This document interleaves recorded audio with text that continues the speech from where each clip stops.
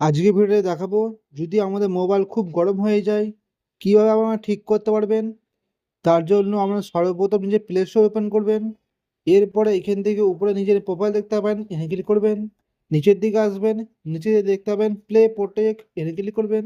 এরপরে এখানে দেখতে পাবেন স্ক্যান, এখানে ক্লিক করবেন। এখানে আমরা দেখতে পাবেন নো হার্মফুল অ্যাপস ফাউন্ড। যদি আপনাদের ফোনে কোনো হার্মফুল অ্যাপস থাকে অথবা ভাইরাস অ্যাপ থাকে, এখানে স্ক্যান করলে সেটি পার্মানেন্ট ডিলিট হয়ে যাবে।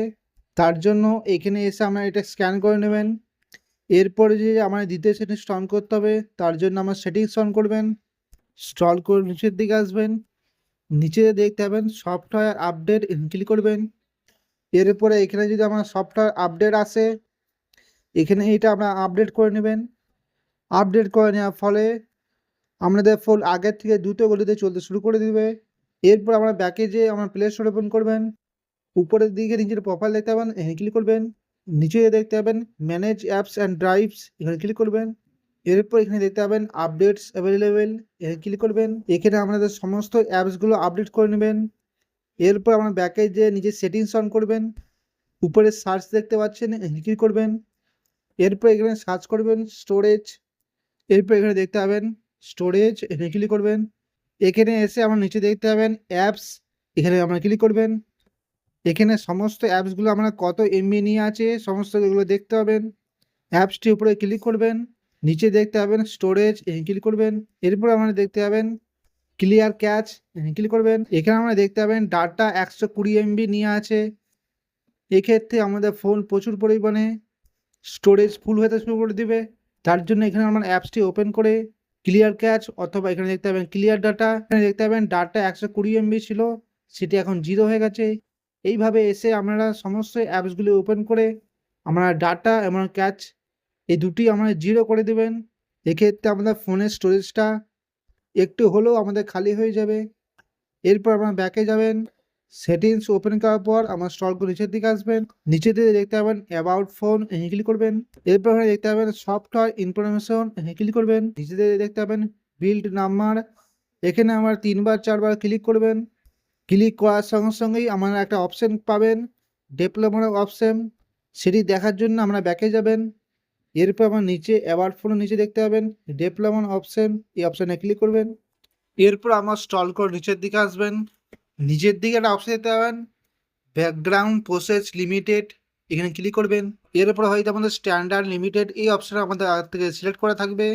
এর ফলে কি হবে, ধরুন আপনারা এখন ইউটিউব ইউজ করছেন, তার আগে আমরা ফেসবুক, ইনস্টাগ্রাম এবং বিভিন্ন ধরনের অ্যাপসগুলো আমরা ইউজ করেছেন, সেই সমস্ত অ্যাপসগুলো আমাদের ব্যাকগ্রাউন্ডে অটোমেটিক চলছে।